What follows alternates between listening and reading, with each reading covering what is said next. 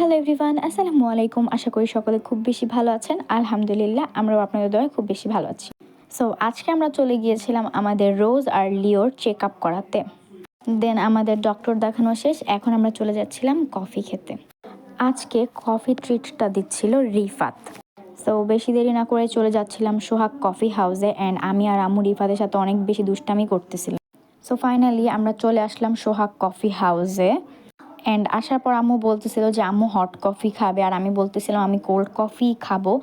আর প্লেসটা টুকটাকের মধ্যে ভালোই সুন্দর, বাট কফিগুলো খুবই মজাদার। আর আমার আম্মু আমাকে খেতে না দিয়ে সে হট কফিও খাচ্ছিল, আবার আমার কফিটাও খাচ্ছিল।